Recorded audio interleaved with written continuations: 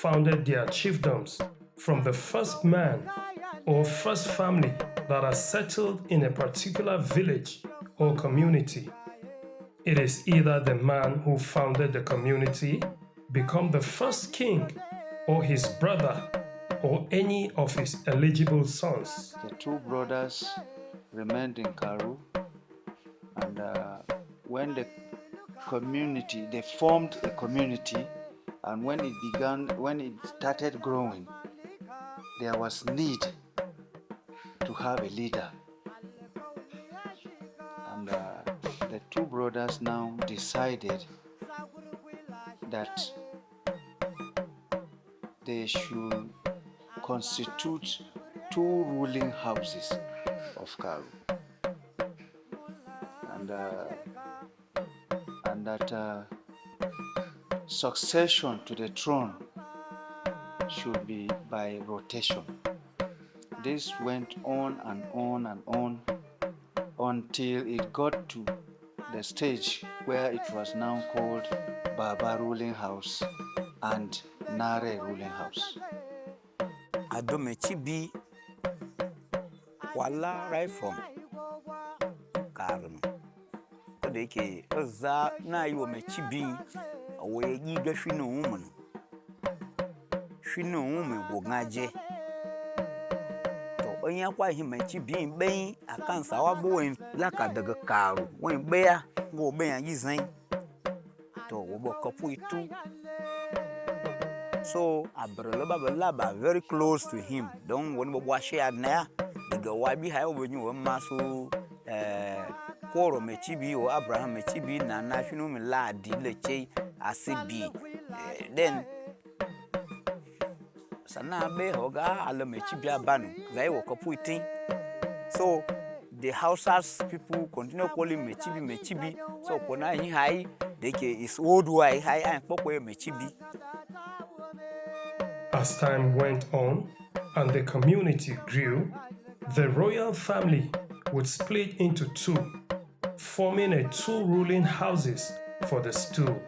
The kingship of the community would now rotate between the two families. Till date, most Gbagyi communities operate this way, and it is important to note that succession to the throne has been strictly based on patrilineal lineage, except for one. That he would like to have a head among of them. And what he did, he asked them to go for swimming, and they went for swimming, and they swam. So anything that person bring inside the river, I would like to see it. So one of them brought out the sand, another person brought out some leaves, some rotten leaves, the third person brought out some sticks, then the last one brought out something shining. And that shiny thing became the authority. So the fact that they came, they showed all what was brought from the river.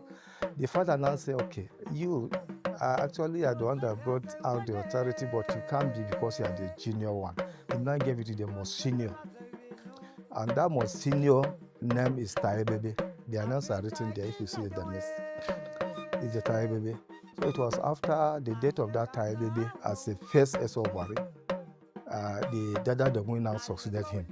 That the same father, the same mother. And it was after the death of Dada Dongui, the second one, he now give it to the elder son of Taibebe. That's how the thing came, and that's why I'm the 17 years old Buhari today. The relationship, we do rotation. Something happened before I was even selected. You know, in Karu, there are two ruling houses, the Baba Jabi ruling house and the Nara ruling house.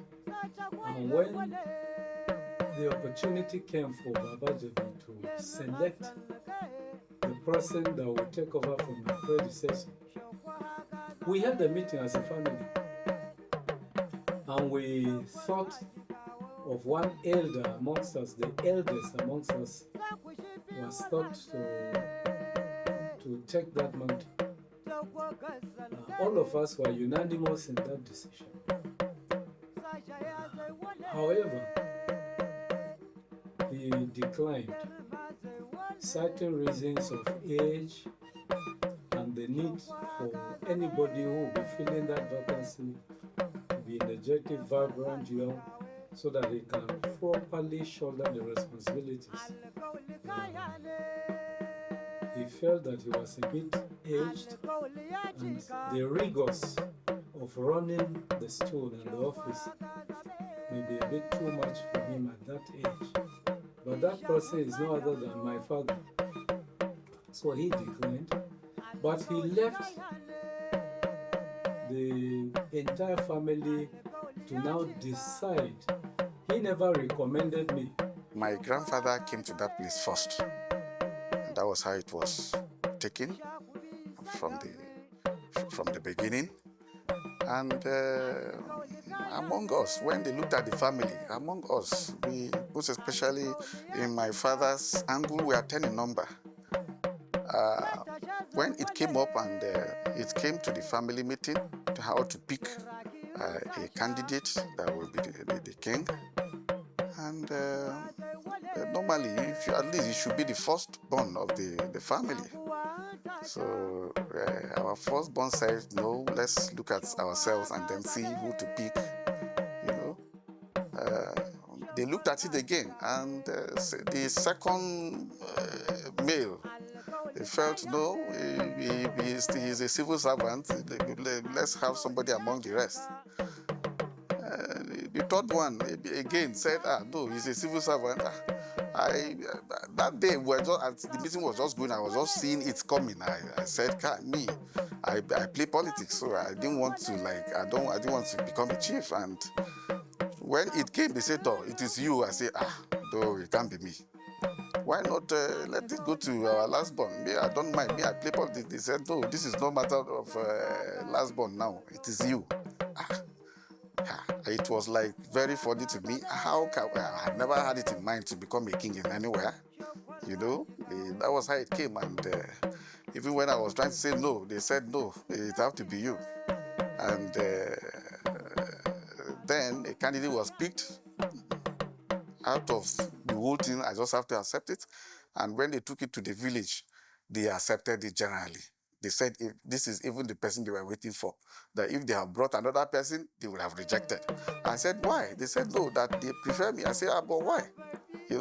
They said, no, I'm more closer to them. It was difficult in the past to have leadership crisis in any Gbagyi land because all their royal families were well established from the foundation of each community, and in any case, heirs to the thrones were, and still are, usually members of the same family whose ancestors found or established the community. Narai, Babai, Martinu, Nagmay, Ama, Yagmay, Dagmay, Tomaba, Tanagnabi, Babayi, Zanagnabi, Madia, B. Take a woman was in Madi, Abiwama, Asanubay, Bashan Pabinu, Abi Hama, Asanubay, Bashan Pabinu, Zaubaya Wayi Benabi, Wobeshi, Madabi, Wokayi. When it happened that way, we don't have problem. But where they have problem, it is within the family.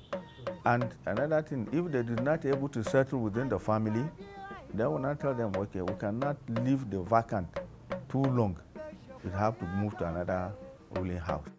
The another ruling house now, they can bring another, they will now appoint somebody that will come and govern the place. The most important thing is the rotational arrangement we have between the two ruling houses. House A being the Bui ruling house, House B being the Wari ruling house. So look at the rotation. Where is the vacancy? From which house was the last chief? And then you go to the next ruling house. And after that, character was very important. Character, the moral upbringing, and also the relationship between the candidate to become the chief, the Etu, has to be taken into serious consideration. Is he a well mixer? Does he look at everybody as his own?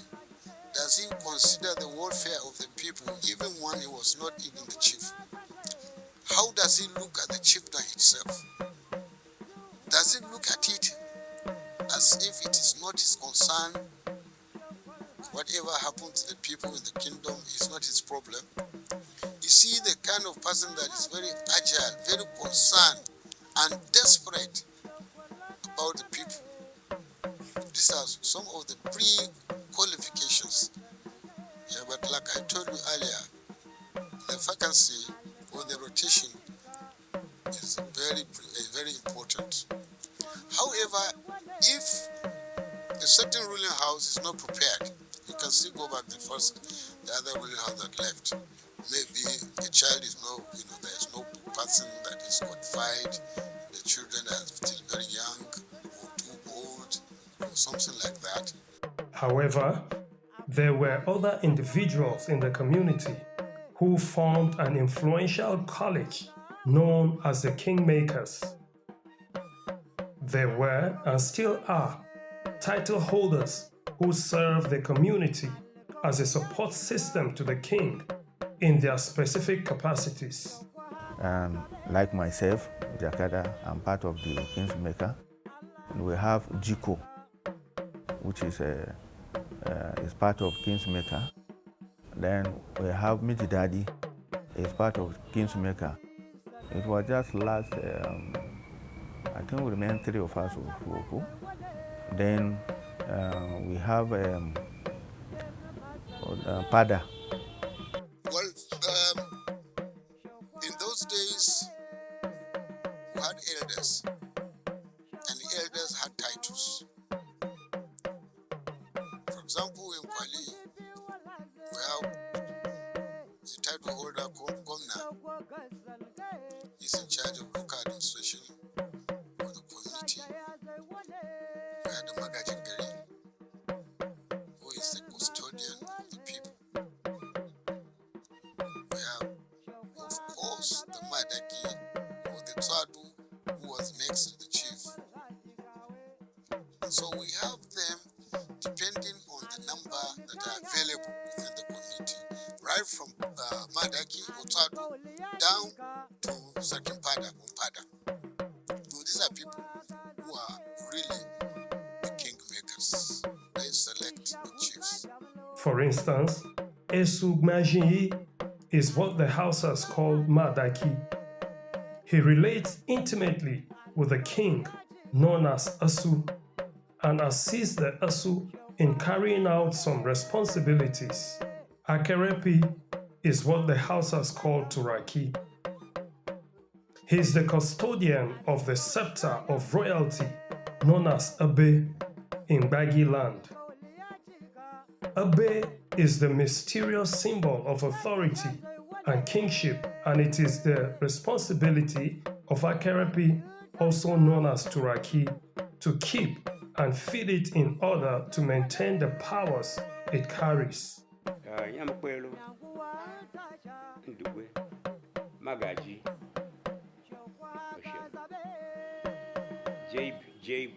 Magaji, Ama Gwaiza, Ayana ko Magaji, Gaiga Magaji, do dashin. Ama na chiga zewe, wala modida, wala odida wago, wala shodida, Koni Magaji.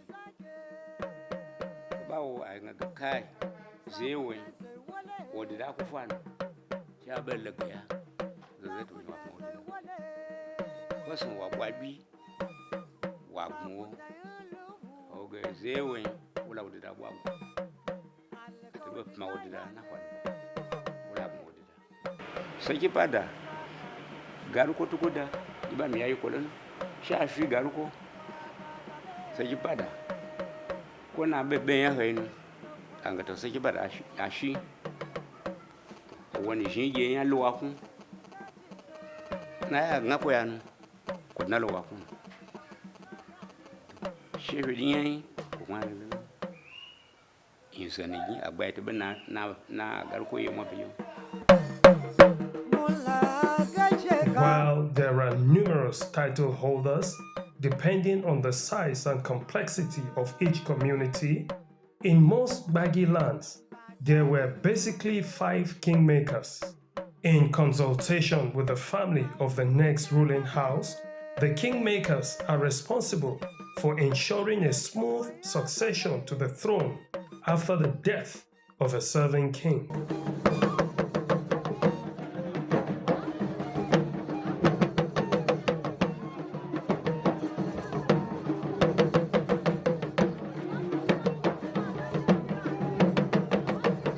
It is the commitment for the development of the how much we have been putting in to the community. Then the community now we look onto this guy. If you bring him to the cabinet or the kingsmaker, you give us something that we needed. And you have to sell yourself to the community.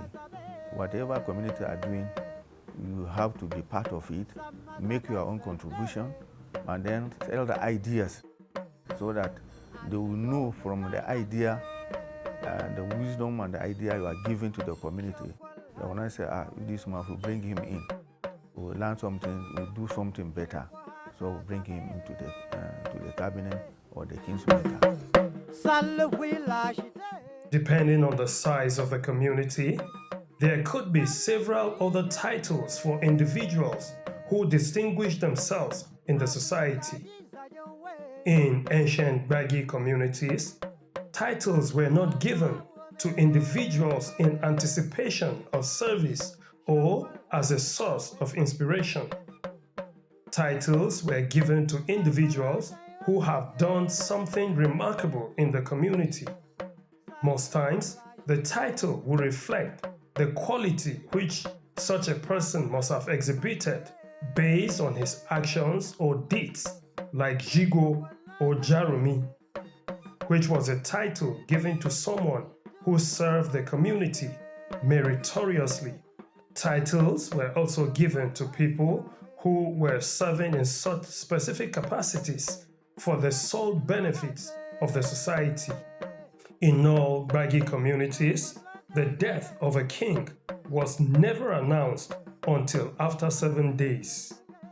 A king may even be dead for 7 days, nobody knows about it.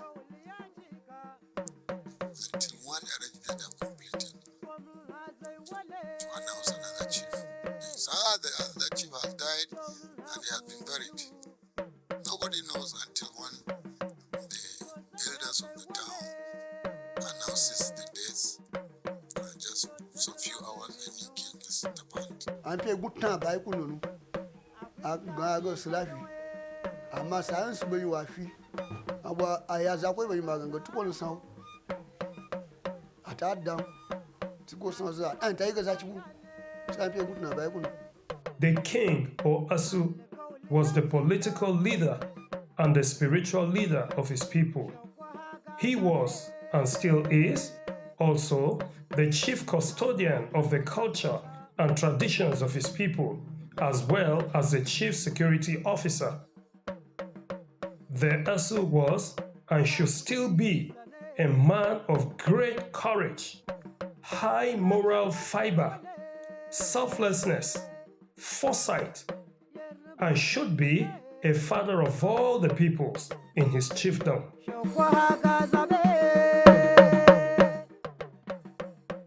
Anga yala suwan zain ko wen ton.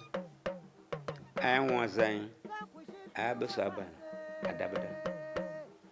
Na wan sin koi abasaba an ka ne baka badada.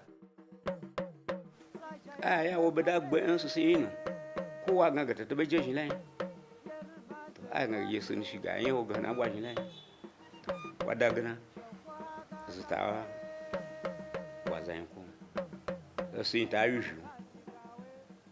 go ya yesu wa gun zefa wo bet na wago wala heman aga sunun a shin hauna le kada ban kasu dabara aga isu beshiya aya kukalo supuan cheni shi asu kama ta sun asu ben ko zaita yi wata ni kuskura amma asu du we ka we shi aishwawe wai shi launana wannan kin hali ni shi la asu shi zazzahanya buzu ko leje papara ko leje jibeabe asu yana ta cheni shi a ciga asu shi zazzahanya asu ta kamata agage yesu ben ko yi shi za ta lodu la shi karam amma a shi sunare na bi. Now, what I have decided to do, first of all, is to see how I can unite all the tribes and the peoples that are living within this domain. And to achieve that, my principle is to do all the things about our growth and development on the basis of a family. I believe that all those whom God has destined to be settled in God are stakeholders in whatever we do for our growth and development. Because anything that will consume us, we consume them. And anything that will prosper us, we also prosper them. And so what I do is that in all activities that we do for the development and growth of our community, we involve them, we engage the various tribes.